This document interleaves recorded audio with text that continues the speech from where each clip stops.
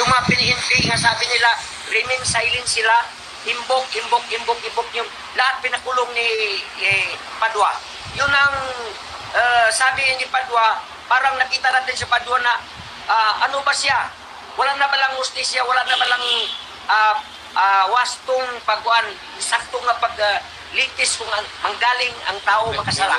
Lalo na yung mga PNP na sila yung taon ang palaging nakapunta-lain sa lahat ng mga problema natin. Kahit na mga iro, pag may magulo, una ko na itong pulis. Kahit na mga lasing pulis. Ngayon, kaya nila yung pulis na isang officer at 7 mga membro, sabi kunting, I invoke myself, tapos sabi nila kulong. Gusto nila magbigay kaagad. Ano ba sila? May batas naman ang DILG, no? Ayun man sila mga lawyer diyan kung ang Congress hindi nila kayang magsalita, pwede nila i-endorse doon sa pinaka-martial sa mga PNP. Bakit sila na mismo si Padua? Ano ba sila si Padua? Elected lang sila na mga, lalo na si Barber. They're elected only for their, every representative sila sa district nila. While si Bongbong, si Sara, yung presidente natin, buong Pilipinas, buong bansa, malaki ang tungkulin niya at saka vice president siya. Pangalawa siya sa pinakalaki na tao dito sa Pilipinas. Ano ba yun si Barber? Ano ba yung Congress? Ang Congress ba hindi nakakilala sa vice president? Yan ba? At si president, hindi naman lang pinagtangkol.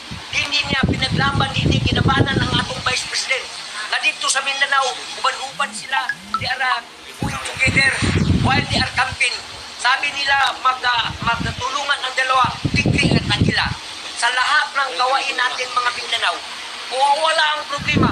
Dumami ang mga problema sa itas. Maraming salvage kung saan-saan barilin ka. During ni Digong Duterte, wala yan. Malinis ang daanan. Wala tayong katakot-takot kahit lakaw kang mag-isa sa madilim. Pero yung ganito ngayon, bumalik na naman. Lalo na dyan sa Cagayan-de-Oro, Misamis Oriental, Bukidnon, Valencia, Balay-Balay, El Salvador City, Moog City, Butuan City, lumalo ang problema natin. Ang mga MPE dyan na kasama natin, gusto silang tumulong na i-reform ang panggobyerno ng mga abusar ng ibang mga opisyal sa mga mayor, congressman at mga barangay captain. Hindi kasali dyan ang mga pulis at ang mga ampuses kasi sila ay sumunod lang kung ano ang sulti ng gobernador, ano ang utos ng congressman, ano ang utos ng mayor, pati ng kapitan. Ano ba ito si Bongbong? Nagpresidente ba lang siya na mas hindi malinaw na partial ang ginawa niya? Wala nang karapatan na magsabi. Tingnan ninyo si Ka-Eric. Nung nagsabi niya, I invoke my self. Hindi niya sabi ni Padua at saka ni Barbers na pagtalon na yung ipakulong siya, ipa-impis. Yung sabi nila content. Ngayon, nakuha si Ka-Eric ng lawyer niya, dalawa, nakita namin doon. Kaya kinagalit kung Mindanao, Lundin Mindanao, nung nag-usap ang dalawang attorney. Mamaya, nagumubad na si Ka-Eric. Tapos sabi niya, kangaroo court, yun doon nagsumiklab. Ang galit ng mga taga-Mindanawan, yung mga congressman niya yan, ng mga ulol, mga pumpuang, binila-ila ang balaod. Dili na pwede, dili nila kumubad ng kongreso, kaya ang kongres sa mga tao na, dili na ila. Dili na ila. Kahit yung mga pulis na ay impong pinapakulong nila, hindi ba nila alam yung pulis mismo sila? Nag-utos-utos ng mga pulis, tapos di nga nila bigyan ng halaga.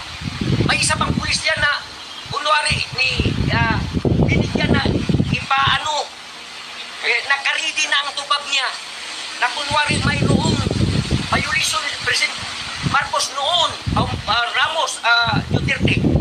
Patay na sabi niya, umiyak siya na hindi niya kaya na magsinungaling, gawin testimony regarding sa double barrel. Ay kasi noon, sabi niya, doon pa siya sa Davao, till warden pa siya, hindi pa siya kasali sa pulis.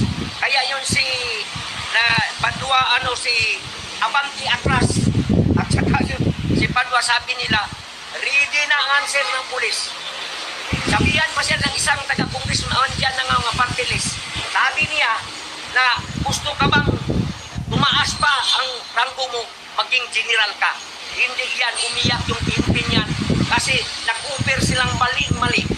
At saka isang tanong ko sa mga justices, pati na sa Congress, sa Senate, pati na sa presidente natin, ano ba siya? Bakit hindi man niya nakita yung mga congressman dyan? Ha? Nanganyan na si Castro noong nagdamit siya ng mga bata doon sa Davao, doon sa amin sa Maniki, Irnan. Tapos dinala nila sa Davao. Ang mga bata, turuan nila, sabi nila, education, yung palang komunis. Ngayon, nakasuhan siya doon sa Davao, sabi ni Sara Duterte kasi ang pamilyon, hayaan, huwag pasaktan. Hayaan doon ang court na, ang bala. Noong panahon niya yan, mas powerful si Sara doon sa Davao.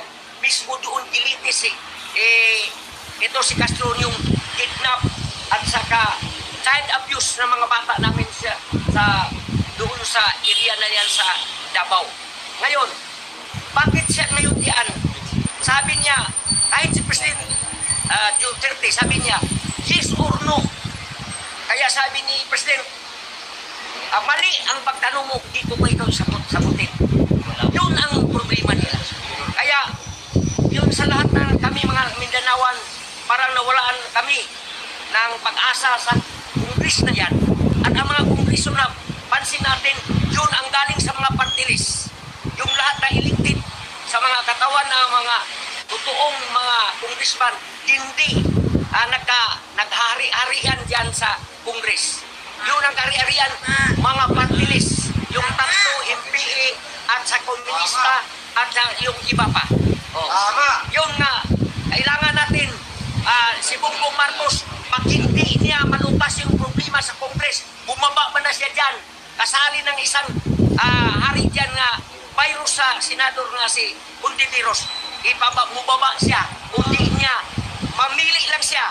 Kongres ba ang ipahalagahan niyang bigyan ng matibay, sapat ng mga power at ang mga tao, limpa lang niya. Pili siya. Kung di siya mamili, baba siya. Pero kung mayroon man siyang paraan na awaon niya ang Kongres kang daro, dahil pangsupil yan sa mga tao, hindi bigyan ng wastong paglitis ng ano ang gusto nila. Basta kahit ang presidente natin, ilang dekada sa presidente niya during time of Duterte ay gumawa siya ng mabuti sa ating bansa. Sabihin lang ni Atras Abante, Mr. Duterte, kailangan pag hindi ka, di mo sagutin ang mga tanong namin dito, ipakuntin ko kayo. Ang mabuti na lang itong presidente natin kay matapang yan, ang kaliwat namin sa matapang yan. Duterte kayo yan. Kayo dyan sa Mindanao. Duterte kayo. Kami ang Euro, Duterte kayo. Kasi, nandyan na kayo. Masalamat kayo nandyan na balitaan ko na kayo sa Divisoria.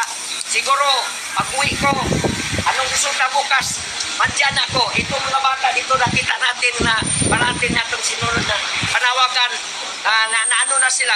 Satisfied na sila kami, nagharapan na kami ditong dalawa na yun sila ang nag-ano sa atin, nag-aghat niya, papunta, tulungan kayo. Andito na kami, hindi lang niyo alam. Kasi ang mga Mindanawan hindi marunong itong polusyon, kaya nasila sa tabi-tabi ngayon. Kahit ibon tayo sila dito, marami kami.